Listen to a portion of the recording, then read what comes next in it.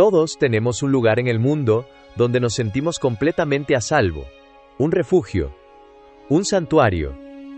Para mí, ese lugar siempre fue mi casa, hasta el día en que ese mismo lugar se convirtió en la escena de la traición más grande de mi vida. Hoy te voy a contar cómo descubrí que mi esposa me era infiel, en nuestra propia cama. Pero para que puedas entender la magnitud del golpe, primero tienes que entender qué fue exactamente lo que se rompió. Porque antes de que esa casa fuera, eso era nuestro universo entero. Llevábamos 8 años juntos. 8 años. No éramos una de esas parejas de película, con gestos grandiosos y declaraciones de amor bajo la lluvia. Éramos algo mucho más real, algo construido en los pequeños detalles del día a día. Recuerdo que pasamos el primer mes en nuestra casa, durmiendo en un colchón en el suelo, porque no nos poníamos de acuerdo en qué cama comprar. Discutimos por el color del sofá durante una semana entera. ¿Sabes a lo que me refiero? Habíamos construido ese lugar, literalmente, con nuestras propias manos y con nuestras tontas discusiones. Cada cuadro en la pared, cada libro en la estantería, tenía una historia detrás. Teníamos nuestros rituales. Eran sagrados. Como el ritual de los domingos por la mañana. Yo hacía el café, siempre cargado, como a mí me gusta. Whisky, y ella se quejaba de que estaba demasiado fuerte, pero se lo tomaba igual. Nos sentábamos en silencio, leyendo o simplemente mirando por la ventana, dejando que la mañana pasara lenta. Era simple, era predecible, y era perfecto, era nuestro. Hablábamos de todo, de cómo nos había ido en el trabajo, de la película que queríamos ver, de ese viaje a Italia que haríamos, algún día, a ojos de nuestros amigos, de nuestra familia, y sobre todo, a los míos. Todo estaba bien. No, estaba mejor que bien. Estábamos sólidos. No había ninguna nube en el horizonte. O eso era lo que yo creía. Y esa creencia, la de que todo estaba bien, no se rompió de golpe. No fue una explosión. Fue más como una pequeña grieta en un cristal. Una que al principio ignoras, pero que poco a poco, sin que te des cuenta, empieza a recorrerlo todo. Para mí, todo empezó con el móvil. Es un cliché, lo sé, pero es que es verdad. Su teléfono, que antes era un ladrillo inofensivo, que dejaba tirado en cualquier parte, de repente se convirtió en una extensión de su mano. Siempre en su bolsillo, en su bolso, o, cuando estaba en casa, siempre, boca abajo sobre la mesa. Y si sonaba una notificación, daba un pequeño respingo, casi imperceptible. Lo cogía, leía algo rápido con una media sonrisa que le da. Que no era para mí, y lo volvía a guardar. Luego vinieron los cambios de rutina. Esas noches con las chicas se volvieron más frecuentes. Las reuniones de último minuto en el trabajo se alargaban hasta la madrugada. Y yo, por supuesto, preguntaba, no como un interrogatorio, sino por simple interés. ¿Qué tal, mi amor? ¿Te divertiste? Y las respuestas eran aire, eran palabras vacías. Bien, normal, sí, cansado, ya sabes. ¿Conoces esa sensación de que estás hablando con alguien, pero en realidad no te está diciendo absolutamente nada? Esa era mi nueva realidad. Pero lo más doloroso no eran las mentiras evidentes, era la distancia. El silencio cómodo de nuestros domingos se había convertido en un silencio pesado, denso. Un abismo que crecía entre nosotros en nuestro propio sofá. Y aquí es donde tu cabeza empieza una guerra contra tu instinto. Tu mente racional busca excusas lógicas. Oh, está estresada por el trabajo, es solo una mala racha, deja de ser tan paranoico, le vas a agobiar. Pero tu estómago sabe la verdad. Es una sensación física, un nudo frío aquí, en la boca del estómago, que te grita que algo fundamental, está terriblemente mal. Dejas de confiar en lo que oyes, y empiezas a confiar en lo que sientes. Y en ese punto, la pregunta en mi cabeza ya no era si algo estaba pasando. La pregunta se había convertido en ¿cuándo lo iba a descubrir? Y la respuesta a ¿cuándo lo iba a descubrir? Llegó mucho antes de lo que esperaba. Llegó un martes estúpidamente normal. Salí del trabajo un par de horas antes. Recuerdo que estaba de buen humor. Pasé por esa pastelería que a ella le encantaba y le compré su postre favorito. Quería darle una sorpresa, algo para romper esa tensión que se había instalado entre nosotros. Metí la llave en la cerradura, abrí la puerta, y lo primero que me golpeó fue el silencio. Pero no era el silencio tranquilo de una casa vacía, era un silencio, guay, incorrecto, pesado. como si el aire mismo estuviera conteniendo la respiración. No había música, no estaba la tele puesta, nada. Subí las escaleras y cada escalón que pisaba parecía pesar una tonelada. Sentía ese nudo en el estómago, apretarse más y más con cada paso. Y entonces la vi, la puerta de nuestro cuarto, de nuestro dormitorio, estaba entreabierta, solo una rendija. Y a través de esa rendija lo vi. No voy a entrar en los detalles gráficos, no los necesitas para entenderlo. Y francamente, yo tampoco necesito revivirlos con palabras. Pero vi lo suficiente. Vi a mi esposa con otra persona en nuestra cama, en nuestro santuario. El tiempo se detuvo. Literalmente. El mundo se detuvo. Es curioso, porque en las películas el personaje siempre grita, o rompe algo, o se lanza a pelear. Yo no hice nada de eso. Mi cuerpo simplemente se congeló. Recuerdo el olor del aire en la habitación. Recuerdo el zumbido agudo que empezó en mis oídos, ahogándolo todo. Y debajo de ese zumbido el único sonido real en todo el universo era el de mi propio corazón. No era un latido normal, era un tambor sordo, violento, que martillaba contra mis costillas, como si intentara escapar de un cuerpo que de repente ya no se sentía como un hogar. No sé cuánto tiempo estuve ahí, de pie en el marco de la puerta. Pudo ser un segundo, o pudieron ser 5 minutos. En mi cabeza fue una eternidad. Hay un concepto en psicología del que he aprendido mucho desde entonces. Es la respuesta de lucha, huida o parálisis.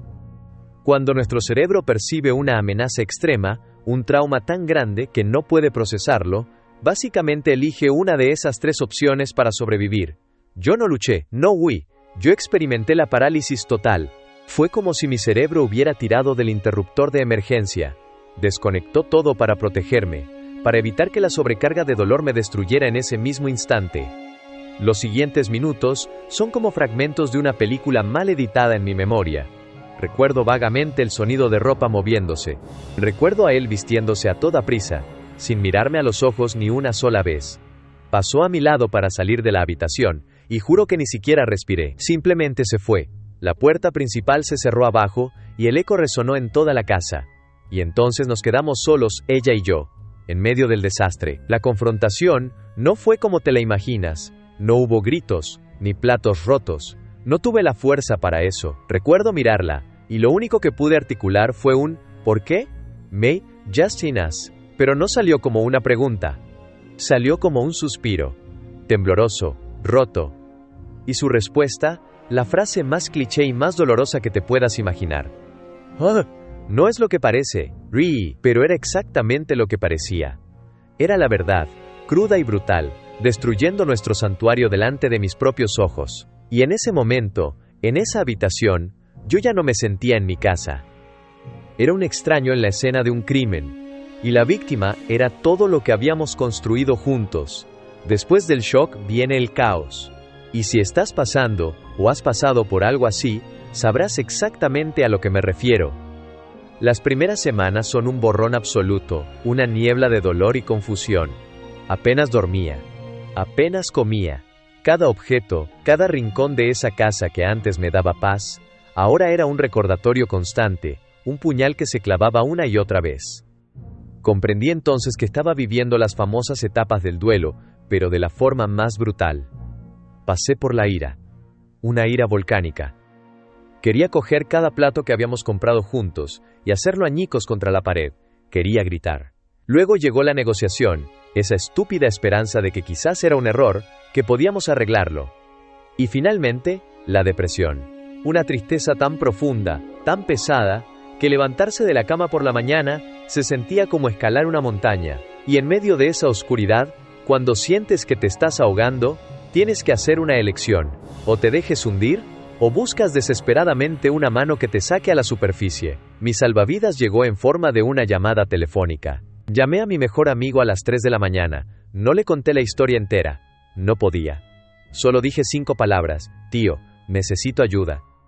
Ese fue el primer paso, reconocer que no podías solo, y quiero que esto te quede grabado. Pedir ayuda no es una señal de debilidad, es el acto de valentía más grande que puedes hacer cuando tu mundo se ha derrumbado. Después de eso, vino la terapia. Y fue ahí donde aprendí una de las herramientas más difíciles, pero más cruciales para sanar. El contacto cero. Suena drástico, ¿verdad? Borrar su número, bloquearla en todas las redes sociales, archivar cada foto. Tu cerebro te grita que no lo hagas, que es la única conexión que te queda con tu vida anterior. Pero mi terapeuta me lo explicó de una forma que nunca olvidaré. Imagina que tienes una herida profunda. Cada vez que hablas con ella, cada vez que ves una foto, estás metiendo los dedos en esa herida y volviéndola a abrir. Nunca va a cicatrizar así. El contacto cero no es un acto de odio ni de venganza. Es un acto de autopreservación radical. Es trazar una línea en la arena y decir, hasta aquí. A partir de este punto, mi energía y mi atención van a estar centradas en una sola cosa, mi propia curación. Fue increíblemente difícil, pero fue el momento en que dejé de sangrar y la herida por fin empezó a cicatrizar. Se suele decir que el tiempo lo cura todo, y es mentira. El tiempo por sí solo no cura nada. Lo que cura es lo que haces con ese tiempo. Y yo dediqué mi tiempo a reconstruirme, pieza por pieza, y en ese proceso de reconstrucción, aprendí lecciones que, honestamente, no habría aprendido de otra manera. Aprendí a escuchar, no a los demás, sino a mí mismo. A esa voz en mi estómago que me gritaba que algo iba mal, ahora la escucho siempre. Es mi mejor consejera. Aprendí que el amor no se trata de construir un refugio en otra persona, sino de construir un refugio tan sólido dentro de ti mismo, que te sientas en casa, estés donde estés y con quien estés. Y aprendí la lección más importante de todas. Y si estás pasando por esto ahora mismo, necesito que escuches esto con atención. La traición de otra persona no define tu valor. No dice nada sobre si eres digno de amor, si eres suficiente o si mereces respeto. Lo único que dice es algo sobre la persona que te traicionó. Su dolor, sus vacíos, sus decisiones. No las tuyas. A mí me rompieron, sí. En 1000 pedazos. No voy a endulzarlo. Pero descubrí algo increíble. Las piezas se pueden volver a pegar, y la persona que emerge de esa reconstrucción a veces es más fuerte, más sabia, y mucho más auténtica que la que existía antes de la fractura. La infidelidad me quitó mi casa como santuario, me quitó mi refugio físico, pero a cambio, me obligó a construir un nuevo santuario, uno mucho más importante, mucho más sólido, un santuario dentro de mí. Y esa es una fortaleza que nadie, nunca, podrá volver a quitarme. Esa ha sido mi historia. O al menos, una parte muy importante de ella. Y si has llegado hasta aquí, te lo agradezco de corazón. Gracias por escuchar. Sé que este es un tema increíblemente difícil y muy personal. Y también sé que, lamentablemente, no estoy solo en esto. Hay muchísimas personas que han sentido el suelo desaparecer bajo sus pies de una forma similar. Por eso, quiero invitarte a que uses la sección de comentarios, si te sientes cómodo, y siempre desde el respeto, como un espacio seguro. Un lugar para compartir tu propia experiencia si lo necesitas, para leer las historias de otros, para darnos cuenta de que no estamos solos en el proceso. Leámonos y apoyémonos mutuamente. Si esta historia te ha aportado algo, si te ha hecho sentir un poco menos solo o te ha dado una pizca de esperanza, te agradecería que consideraras suscribirte al canal. Mi objetivo es seguir creando contenido como este, hablando sin filtros, sobre cómo enfrentar los momentos difíciles y cómo usar esas experiencias para construir una versión más fuerte de nosotros mismos. Pase lo que pase, cuídate mucho. De verdad. Nos vemos en el próximo video.